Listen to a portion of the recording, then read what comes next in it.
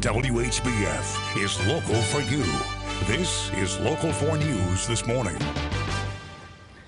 Good morning, everybody, on this Thursday morning. I'm Redrick Terry. And I'm Alexandria Ikomoni. Thanks for watching Local 4 News this morning. Let's get started with your local news, beginning with our top story. Last week, we brought you a Local 4 News exclusive about court documents that show Alderman Mike Mattson told attorneys his signature was forged on a letter. Now, this letter was used to fire 4 civil rights commissioners in April. Now, that letter and documents from an interview are part of a lawsuit Nicole Ledger filed against the city.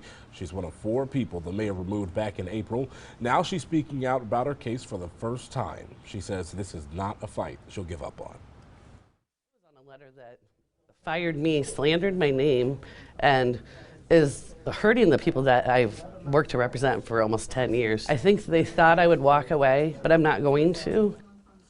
Ledger's lawsuit against the city now goes to trial. The date for that is expected to be announced this week.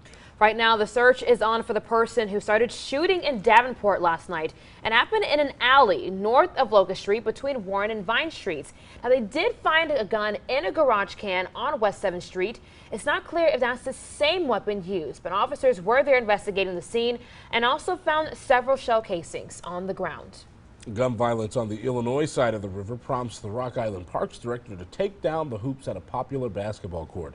The director says the court at Lincoln Park will be closed until there's a plan in place to make the park safer. Now, police responded to gunshots at the park earlier this week, and bullets did hit one car. Local 4's Grace Runkle has more details. There have been at least 3 times in the past year that this Lincoln Park basketball court turned into a crime scene.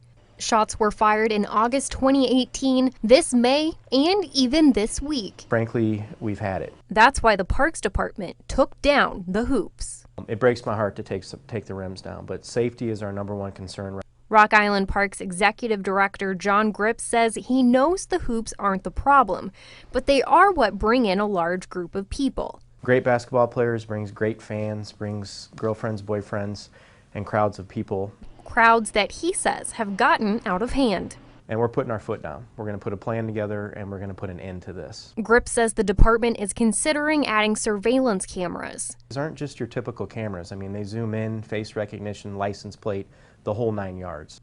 Not everyone is that positive, like Oscar Olson. It's not going to change that people are violent towards other people. Or Tamita Ellis, whose kids play basketball in Lincoln Park. If somebody wants to shoot, they're going to shoot whether there's a basketball hoop up or not, whether there's cameras up or not. It's just a sad situation. But Gripp says he wants people to understand safety in the parks is not a game. Enough of the nonsense. If you want to be a criminal, you want to get in trouble, come on and do it. We will gladly escort you to jail. Grace Runkle reporting. Now, Gripp says they're also stepping up police presence at all of their courts, basketball courts, only until they can put together a safety plan for Lincoln Park. 6:04 on this Thursday. A federal drug and gun investigation in Iowa is responsible for dozens of guns now off the streets. Authorities arrested 25 people on 58 criminal charges combined. They confiscated 78 guns. The investigations finished last week in several Iowa counties. Scott, Clinton, Washington, and Des Moines are among them. Meanwhile, North Scott is one of several districts across Iowa that will return to class tomorrow for the first day of school. And students there are starting the new school year with more protection. Local 4's Andrea Medina joined us live in Eldridge. Good morning, Andrea. This is all happening after a student pulled a gun on a teacher last year? It's only part of it. The North Scott Schools superintendent tells me even before the gun incident, the safety committee was planning on making new changes.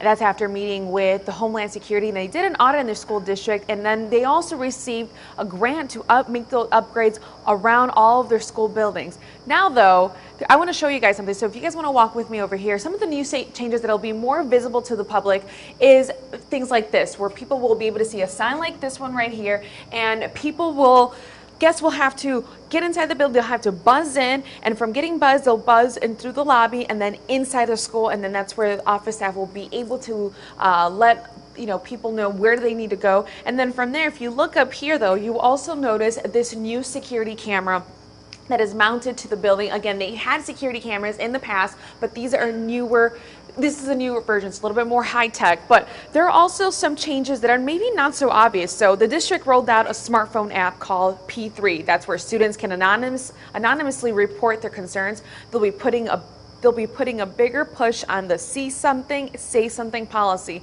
and they'll continue to monitor students' online activity a little bit more closely. The superintendent says these changes is what was appropriate to add to his district, and adds that the safety committee will adjust and explore more options as necessary.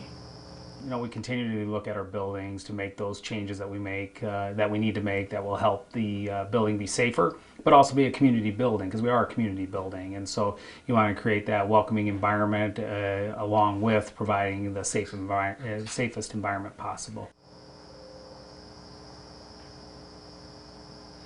Since a student brought a gun to the school, I asked the superintendent if they considered adding a metal detector to better protect the student body. He says the idea was considered, but after careful analyzation from the safety committee, they thought it was best that they didn't add that to the thing. So for the moment, just upgrading the security cameras, having a new policy as far as how guests will be entering, and then using different applications like the P3 are going to be the ways as far as the new changes that they're going to be implementing for this school year. Back to you guys.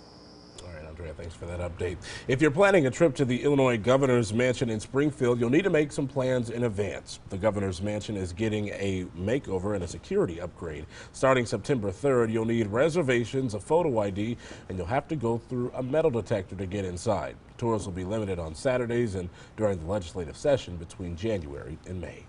Time now 6:07. If you didn't get a chance to check out any fairs this summer, well, you're in luck. The Bureau County Fair is happening right now.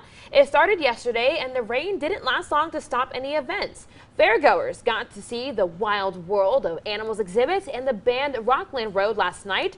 Of course, you can get the traditional fried food, but there's a beer garden all week. The fair ends on Sunday as well. Oh yeah, this is great for those who maybe didn't get a chance to go to the fair. I know you said you didn't go to the fair yet this summer, any of the fairs that have been around. So there you go, one last shot. One last shot I'm looking forward to, because I need some fair food in my life right now, Ash. But people who are going out to the fair today, well, it's going to be a nice day for them, even up until the weekend. Did you say beer garden? I did say beer garden. Yeah. All right. That might be the one for us. Well, not for me. All right, so let's get through this really quick. No, just kidding. Here this morning, it is going to be a gorgeous day today. A lot of sunshine on the way for us.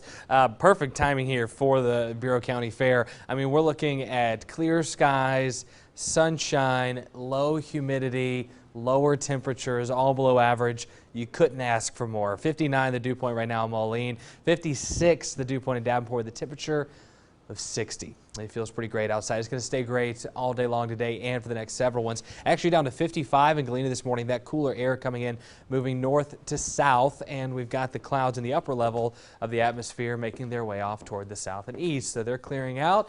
Back up to the lower 80s today there in your hour-by-hour forecast. 81 the high temperature, low humidity. Back down to a calm, cool, crisp 57 tonight. Ooh, it's here. That's almost, open your window during nighttime. Oh, Yes. that's definitely, yeah, which I need, because my power bill is, again, even higher than astronomical. the last one. So Mine too. It's rough. I'm struggling. Yeah, It's rough, so we need this. Yes, we all it's time. need this. I need at that this for point. sure. Amen. Yes. All right, Ash, thanks. And coming up, who doesn't want an adorable kitten to add to their family? How you can make Muffin a part of your home. Our pet of the week. Time now, 6:09. You're watching Local 4 News this morning. WHBF is local for you with Redrick Terry, Alexandria Ikomoni, and meteorologist Ash Simpson. This is Local 4 News this morning in high definition.